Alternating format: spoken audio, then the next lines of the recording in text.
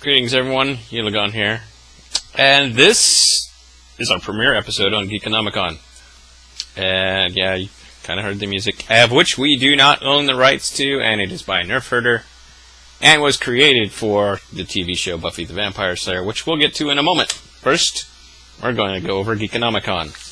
If you hear a fan in my background, that's because we kind of have to keep the room cool to keep the computer running at the moment. I apologize in advance, but it has been really scorching here lately.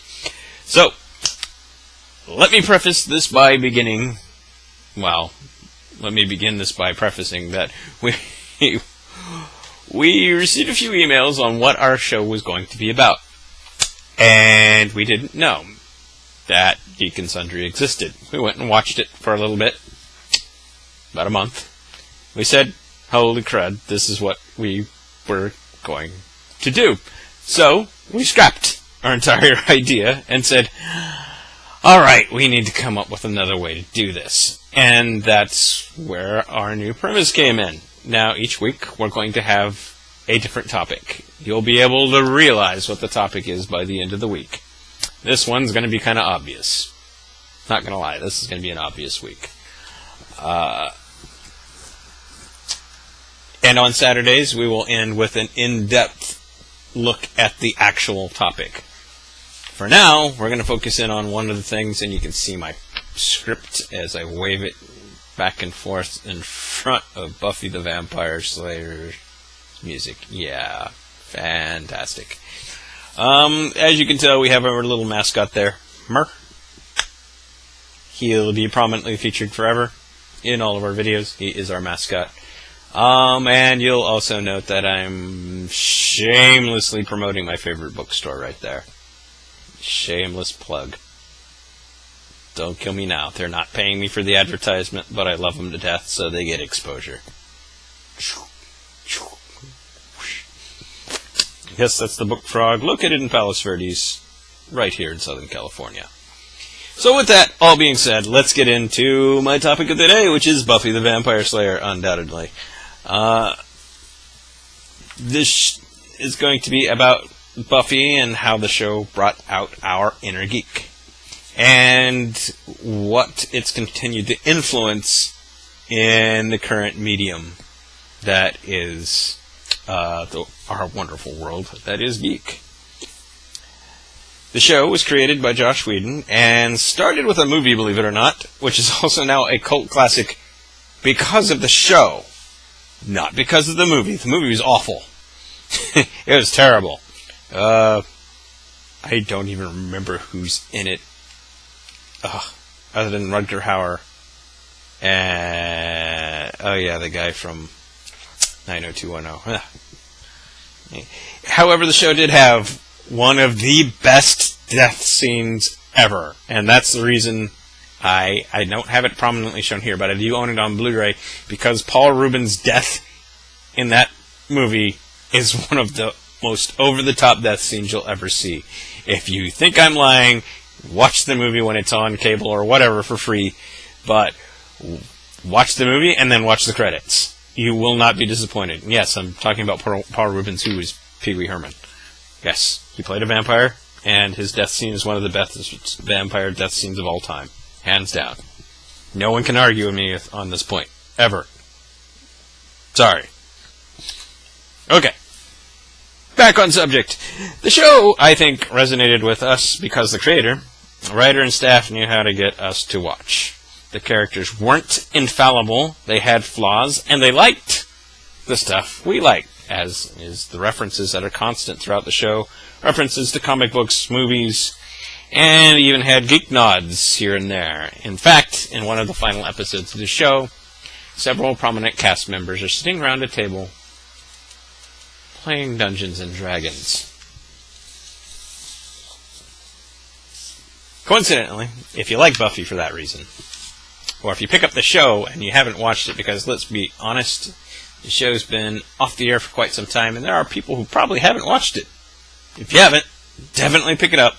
And if you have, and you haven't watched Farscape, Farscape has very similar vibes as far as it goes with bringing out inner geek. constant nods to geekdom as a whole, especially sci-fi geek.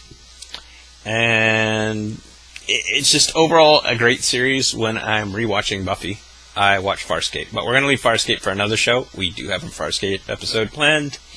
Keep that in mind. Another reason, I should go out on a limb and say these are not the reasons you probably like the show, but this is what my group that helped create the show came up with, and what we felt was at the core of why we liked it. One of the big things I liked about the show was the big bads that were in every season. Every season had a big bad.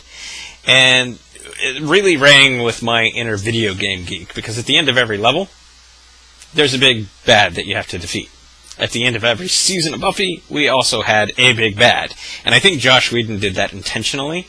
And it was just really cool, because at the beginning of every season, you're like going, okay, who's going to be the big bad this season? Who's going to be the big bad this season? Sometimes they threw us a curveball, and it wasn't exactly who we thought it might be. Season 6.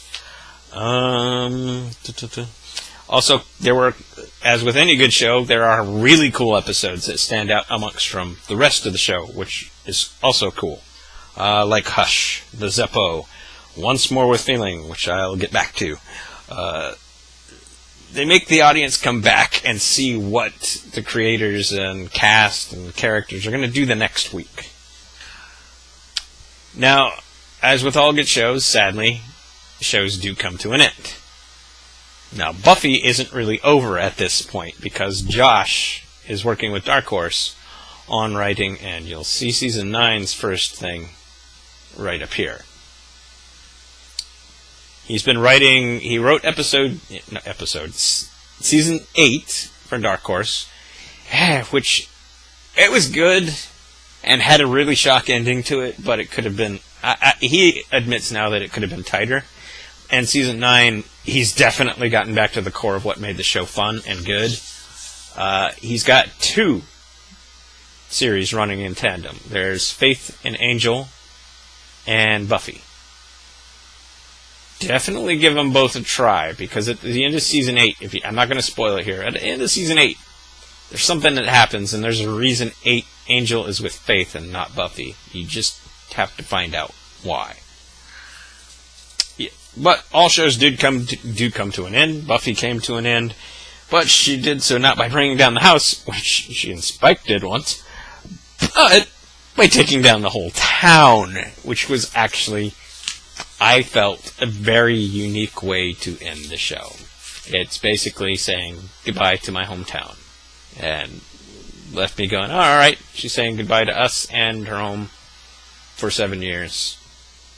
But, as some would say, to be continued, there's more after that.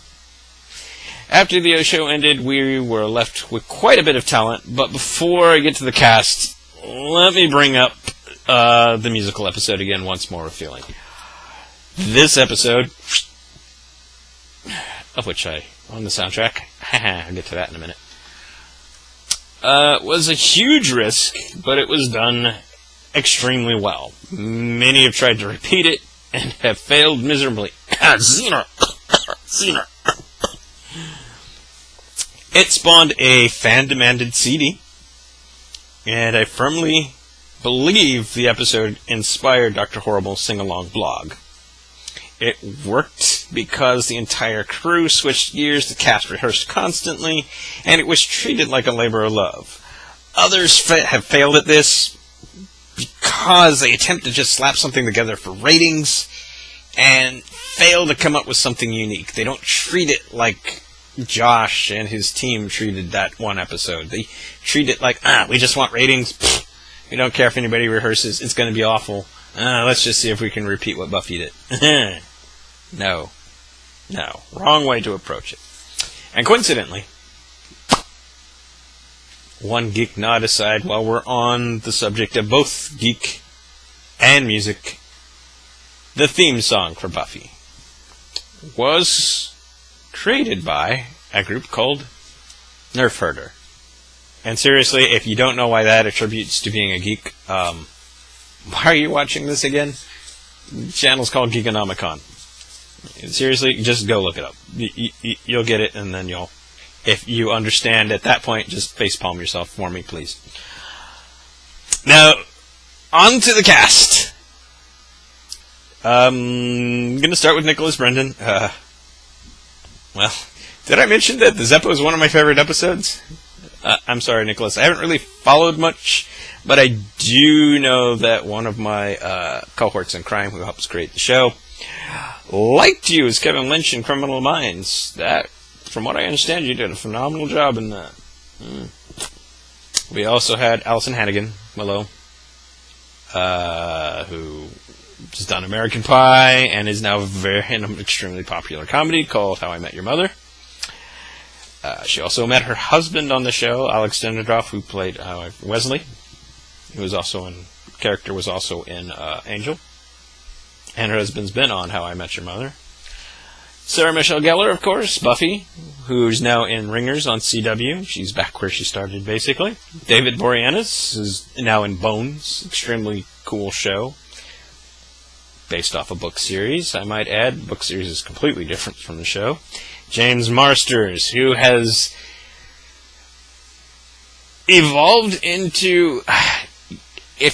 This is where I get into my urban fantasy kick. If you haven't read the Dresden Files, it's a great book series.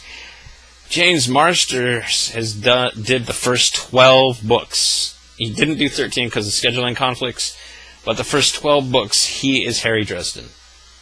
I cannot read that with book series now without thinking, okay, this is Harry. He's Harry. Series also gave us Elijah Descu. Whew. What a hottie. Who's been in Dollhouse and a few other things. Seth Green of Robot Chicken. Amber Benson, who played Tara, has a cute urban fantasy series out there called Calliope Reaper Jones. Definitely take a look for that. It's actually pretty well written. I enjoy it. It sits on my shelf next to my other urban fantasy. Julie Benz, who was in the beginning, and she was also an Angel as Darla, who went on to be Dexter's wife, girlfriend/wife for 4 seasons on Dexter. Michelle Thatchenberg, who moved on to quite a few other things, doing voiceovers and doing recently Gossip Girls. Felicia Day, who ties into our first attempt at a channel. Sorry again, Felicia, we didn't know your fans were that vehement. Right, so we bow down to them because they're geeks too. Felicia Day, who's not only done Geek and Sundry, but The Guild, Dr. Horrible Sing-Along Blog, quite a bit. Actually, bow down to her because we are aspiring to be liked just, if not as much as she, just a little bit less. So, and Josh Whedon, who's currently got a nice little tout of fame because of the Avengers movie. So, to wrap this all up, Buffy was a well put together show from the creator down to the writing staff up to the fantastic cast and crew. It did more than put urban fantasy on the map than anything else in the medium at the time. However, in a literary standpoint, around the same time, we had Harry Potter. So, literary standpoint, urban fantasy was popularized by Harry Potter. Television, it was Buffy.